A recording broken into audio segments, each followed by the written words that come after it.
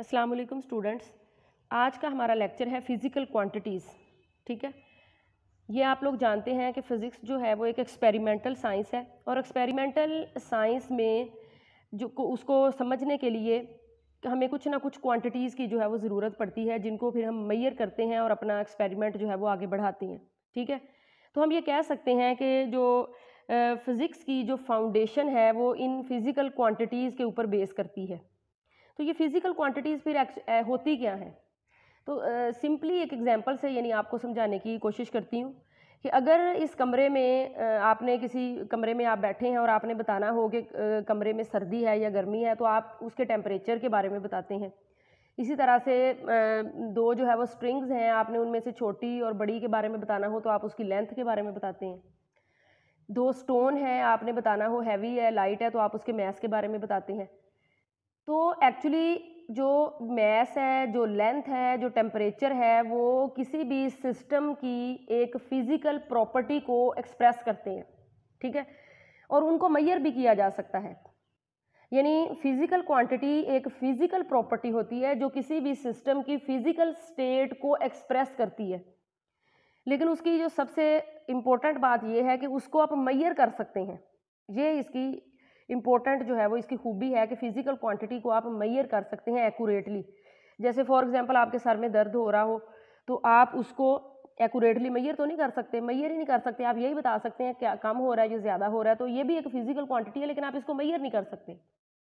तो ऐसी physical quantities जिनको मेजर किया जा सके फिज़िक्स में, तो आप उनको क्या कहते हैं, फिजिकल क्वांटिटीज़ का जो है वो नाम देते हैं। ठीक है, तो फिजिकल क्वांटिटीज़ जो बेसिकली यानी हम फिज़िक्स में पढ़ते हैं उसमें मैस आ जाती है। अभी मैंने आपको बताया length, time, velocity, force, density, temperature, electric current और भी बहुत सारी।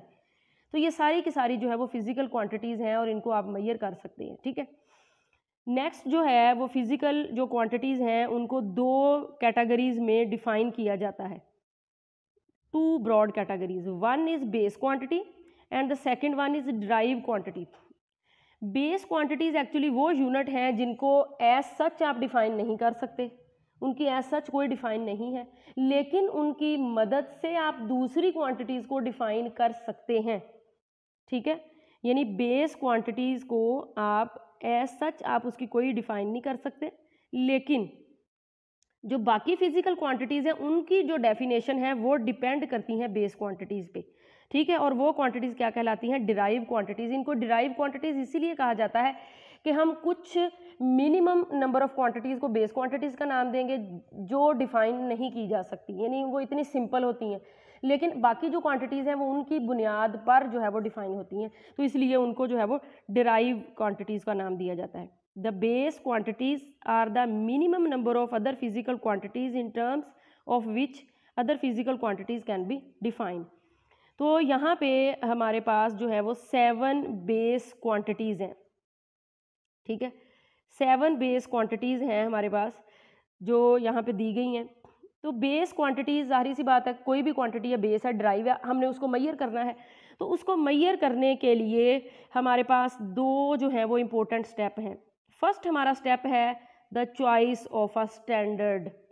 आपने उस फिजिकल क्वांटिटीज़ को, उस बेस क्वांटिटी को जिस तरह से आपने मेजर करना है, जिस चीज़ की मदद से मेजर करना है, वो कोई स्टैंडर्ड होना चाहिए। हर एक का अपना नहीं होना चाहिए, बल्कि वो एक स्टैंडर्ड होना चाहिए। ठीक है, जैसे आप जब शॉप पे जाते हैं तो आपने कोई भी चीज़ लेनी है जो दुकानदार ने तोल के देनी होती है, तो वो उसने लोहे के बाट जो है वो यूज़ करता है जिसके ऊपर लिखा होता है 2 kg 1 kg, और उससे आपको वो चीज़ देता है। सारे ऐसे ही करते हैं, तो वो एक स्टैंडर्ड है। ये नहीं है कि हर एक ने अपने अपने रखे हुए हैं और उसी से आपको दे रहा है, कोई कम दे रहा है कोई ज़्यादा दे रहा है, तो ऐसा नहीं है। सेकंड जो है वो इसका स्टेप क्या है, the establishment of a procedure for comparing the quantity to be measured with the standard. एक तरफ जो है वो बाट रखे जाते हैं, दूसरी तरफ वो शॉपर रख लेता है और उसमें चीनी डालता है। तो ऐसा प्रोसीजर जिसकी मदद से जो आपने स्टैंडर्ड डिफाइन कर लिया है, अब उसको कंपेयर किया जाए उस फिजिकल क्वांटिटी को मेजर करने के लिए, तो स्केल जो है वो फिर इस्तेमाल किया जाता है।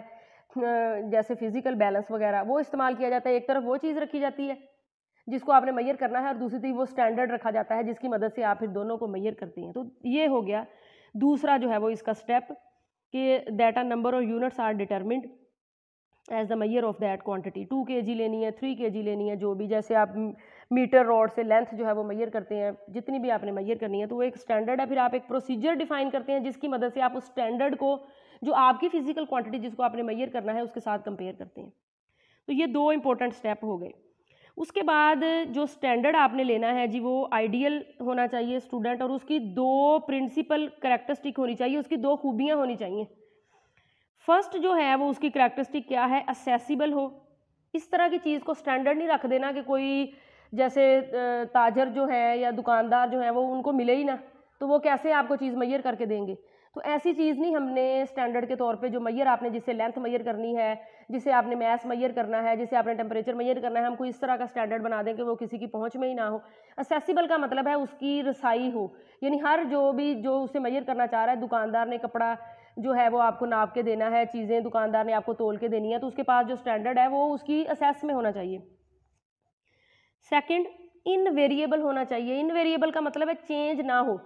ये नहीं है कि एक ने 1 kg का बाट रखा हुआ है तो उसका कुछ और है, और दूसरे के पास जो 1 kg का बाट है वो ज़्यादा है, यानी एक kg चीनी आपको दे रहा है एक दुकानदार, तो वो उसके लिए स्टैंडर्ड कुछ और है, यानी बाट का जो वज़न उसने रखा हुआ है कुछ और है, दूसरा जो है वो कुछ और है। ऐसे नहीं होना चाहिए। आप पूरे बाज़ार से कपड़ा लेते हैं तो उस 1 मीटर की जो लेंथ होती है वो वही होनी चाहिए जो एक आपको दे रहा है, ये पूरे पाकिस्तान में, यानी हर जगह पे वो जो आपने जो मैयर करने के लिए एक स्टैंडर्ड रखा हुआ है वो चेंज नहीं होना चाहिए। ये नहीं है कि हर कोई अपना ही बना के जो है वो आपको दे दे, एक दुकानदार जो है वो आपको कम कपड़ा दे दे, दूसरा उसी के मुताबिक आपको ज़्यादा दे दे। इस तरह से नहीं होना चाहिए, बल्कि वो इनवेरिएबल होना चाहिए, उसमें चेंज नहीं आनी चाहिए। तो ये इसकी 2 बेसिक जो है वो करैक्टरिस्टिक हैं जो आपने स्टैंडर्ड मेंटेन करना है उसकी, ठीक है। तो नेक्स्ट जो है वो फिर हमने इंटरनेशनल सिस्टम ऑफ यूनिट है। स्टूडेंट्स याद रखें, किसी भी फिजिकल क्वांटिटी को आप जब एक्सप्रेस करते हैं तो उसमें 2 चीज़ें बहुत इंपॉर्टेंट है। एक जो है वो उसकी न्यूमेरिकल वैल्यू को आप कह सकते हैं मैग्नीट्यूड उसकी, ठीक है। और दूसरा जो है वो उसकी यूनिट। जब आप किसी भी फिजिकल क्वांटिटी को एक्सप्रेस करते हैं, किसी को बताने की कोशिश करते हैं, तो 2 चीज़ें होनी ज़रूरी हैं उसके अंदर। यानी एक फिजिकल क्वांटिटी की जो प्रॉपर्टी है वो ये है कि वो उसकी मैग्नीट्यूड हो और उसकी यूनिट हो। जैसे आप दुकानदार के पास जाते हैं तो आपने चीनी लेनी है, आप कहते हैं जी 2 दे दें। अब 2 का क्या मतलब है, 2 तो एक न्यूमेरिकल वैल्यू है ना, आप इसको मैग्नीट्यूड चलें कह लें, लेकिन जब तक आप उसके साथ 2 kg नहीं बोलेंगे, किलोग्राम नहीं बोलेंगे, दुकानदार को कैसे समझ आएगी कि आपको कितनी चाहिए। 2 तो कुछ भी हो सकता है, 2 दाने भी हो सकते हैं। तो नहीं बेटा, आपने उसके साथ क्या बोलना होता है, आपने कहना होता है 2 kg दे दें। इसी तरह से अगर लेंथ मैयर करनी है, आप कहते हैं जी 10 क्या है, 10 उसकी न्यूमेरिकल वैल्यू है, लेकिन जब आप उसके साथ मीटर लगा देते हैं, किलोमीटर लगा देते हैं, मिलीमीटर लगा देते हैं, सेंटीमीटर लगा देते हैं, वो डिफाइन हो जाता है भी इतनी है। तो ये जो आपने 7 लफ्ज़ बोला है ना, चीनी लेने गए हैं तो 7 आपने kg का बोल दिया है, लेंथ आप लेने गए 7 आपने मीटर का बोल दिया है, तो ये चीज़ें जो हैं ये यूनिट है। इट मीन्स के जो आपकी मैयर्ड क्वांटिटी है यानी फिजिकल क्वांटिटी है, वो उसके लिए सिर्फ एक नंबर या मैग्नीट्यूड की ज़रूरत नहीं है, बल्कि एक प्रॉपर यूनिट की ज़रूरत होती है, ताकि अगले बंदे को समझ आ जाए कि आप क्या कह रहे हैं, ठीक है। तो इस यूनिट को एस्टेब्लिश करने के लिए 1960 में एक इंटरनेशनल कमेटी जो है बिठाई गई, जिसको सिस्टम इंटरनेशनल जो है वो कहा जाता है, ताकि ये बताया जा सके कि कितनी लेंथ को 1 मीटर कहना है, कितना जो मैस है उसको 1 kg का नाम देना है, कितना टेम्परेचर उसको 1 डिग्री सेंटीग्रेड का नाम देना है। यानी सारी जो चीज़ों की जो यूनिट है उनको एक तरह से डिफाइन करना। देखें ना, अब मीटर है, हमें अब पता है ना कि इतनी लेंथ 1 मीटर है, या गज होते हैं शॉपकीपर के हाथ में, तो एक डिफाइन कर देना कि एक स्टैंडर्ड को मेंटेन कर देना कि सारी जगह पे वही वैल्यू हो, 1 मीटर की वैल्यू वही हो, जो यहाँ पे है वही बाकी शहरों में हो, बाकी दुनिया में हो। इसी तरह से मैथ्स का, तो ये सिस्टम इंटरनेशनल ने कुछ यूनिट्स जो हैं वो डिफाइन कर दी। जाहिर सी बात है, बेस क्वांटिटीज़ हैं तो उनकी यूनिट यूनिट कहलाएंगी, डिराइव क्वांटिटीज़ हैं तो उनकी यूनिट डिराइव क्वांटिटी कहलाएंगी। यानी जो बेस क्वांटिटीज़ को डिटरमिन करने के लिए, समझने के लिए यूनिट इस्तेमाल होंगी वो बेस यूनिट कहलाएंगी, जो ड्राइव के लिए होंगी वो ड्राइव यूनिट कहलाएंगी, और एक और टाइप की यूनिट भी होती है जिनको सप्लीमेंट्री यूनिट का जो है वो नाम दिया जाता है, ठीक है। ठीक है। इसके लिए सारी यूनिट के लिए ना एक ख़ास नंबर जो है वो रख दिया गया, एक वैल्यू रख दी गई कि इतना डिस्टेंस 1 मीटर होगा, इतना मैस 1 kg होगा। तो ये सारा कुछ उन्होंने इस कॉन्फ्रेंस में किया और वही जो है वो स्टैंडर्ड के तौर पे चलता है, इसीलिए हम इसको सिस्टम इंटरनेशनल या SI यूनिट का नाम देते हैं। चले, सबसे पहले हमने बेस क्वांटिटीज़ है तो उनकी यूनिट देख लेते हैं। बेस क्वांटिटीज़ हमारे पास जो है वो लेंथ है, उसकी यूनिट SI यूनिट मीटर होती है। देखें, मीटर किलोमीटर भी होता है, मिलीमीटर भी होता है, सेंटीमीटर भी होता है, आप गज भी यूज़ कर सकते हैं इसके लिए, आप इंच भी यूज़ करते हैं, लेकिन जो एक स्टैंडर्ड यूनिट है ना वो मीटर ही होगा, वो एक डिफाइन है, बाकियों में कमी बेशी यानी हो सकती है। तो ये वाले जो है वो यानी आप ये कह लें कि मीटर जो है वो SI यूनिट है। जब भी आपने SI यूनिट इस्तेमाल करना है वो मीटर है, बाकी आगे इसका सेंटीमीटर, किलोमीटर, वो इसके सब यूनिट्स हैं। इसकी यूनिट जो है वो फिर M से, आप इसकी सिंबल जो है वो M, जब भी आप लिखेंगे 10M तो 10 जो है वो उसकी मैग्नीट्यूड होगी और M जो है वो उसकी मीटर लेंथ के बारे में होगा। मैस है, मैस को आप किलोग्राम से, और kg जो है वो इसकी सिंबल है। टाइम को आप सेकंड में, और S जो है वो देखें टाइम का मिनट भी होता है, घंटा भी होता है, लेकिन हमने जो सिंप्लीफाइड यूनिट है ना वो लेनी है यानी सेकंड, तो छोटी जो हमने यहाँ पे ली हुई है सेकंड। इलेक्ट्रिक करंट जो है इसका एम्पेयर और A होता है। थर्मोडायनामिक टेम्परेचर का केल्विन होता है। और उसके बाद इंटेंसिटी जो है, इंटेंसिटी ऑफ लाइट, इसका कैंडला और CD होता है। अमाउंट ऑफ सब्सटेंस का मोल और MOL जो है वो इससे रिप्रेजेंट करते हैं। ये हो गई आपकी 7 base quantities with 7 base units with symbols. ठीक है, आपने इनको अच्छे से याद जो है वो करना है। तो बेस यूनिट्स जो हैं वो फिर आप उसको कैसे डिफ़ाइन कर सकते हैं कि जो आपके पास बेस क्वांटिटीज़ हैं उनको मेजर करने के लिए जो यूनिट इस्तेमाल होती हैं वो आपको क्या कहलाती हैं, बेस यूनिट्स।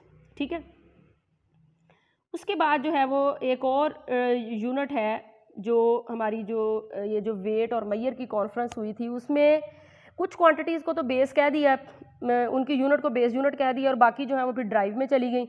लेकिन कुछ क्वांटिटीज़ जो है वो ऐसी थी जो बेस में भी नहीं आ रही थी और ना ही आ रही थी जो है वो ड्राइव में, तो उनको उन्होंने एक अलहदा जो है वो नाम दे दिया। एक्चुअली वो कौन सी क्वांटिटीज़ होती हैं, वो जियोमेट्रिक क्वांटिटीज़ होती हैं। ये जो मैथ में आप जियोमेट्री पढ़ते हैं ना, वहाँ पे भी कुछ क्वांटिटीज़ इस्तेमाल हो रही होती है, उनको जियोमेट्रिक क्वांटिटीज़ का जो है वो नाम दे दिया।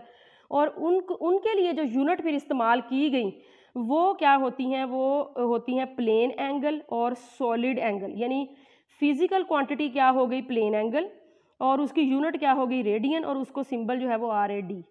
फिजिकल क्वांटिटी क्या होगी, सॉलिड एंगल, उसकी यूनिट क्या होगी, ST रेडियन, और उसको आप रिप्रेजेंट करते हैं SR से। चले समझते हैं नेक्स्ट कि ये एक्चुअली है क्या, प्लेन एंगल क्या चीज़ है और सॉलिड एंगल जो है वो क्या चीज़ है। तो सबसे पहले है रेडियन। रेडियन जो है वो एक प्लेन एंगल है। प्लेन एक्चुअली कोई भी ऐसी सरफेस जो 2 डायमेंशनल होती है, जिसकी लंबाई होती है और चौड़ाई होती है, थिकनेस उसकी नहीं होती। तो एक सर्कल जब आप ड्रा करते हैं तो सर्कल जो है वो 2 डायमेंशन होता है।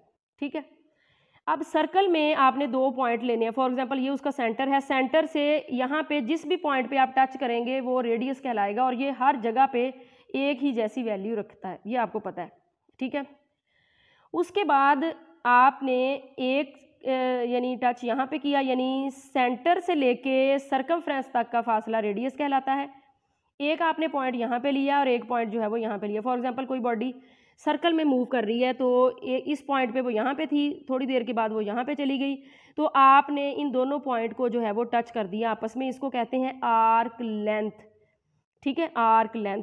और इस आर्क लेंथ की वजह से एक एंगल जो है वो बनता है जो इस रेडियस को और उस रेडियस को आपस में मिलाता है। इस एंगल को आप कहते हैं प्लेन एंगल। और ये एंगल जो है वो किसके बराबर होता है, यानी कितना एंगल जो है वो 1 रेडियन के बराबर होगा। क्या आप जितना भी कर दें वो सारा 1 रेडियन के बराबर होगा? नहीं, इस तरह नहीं।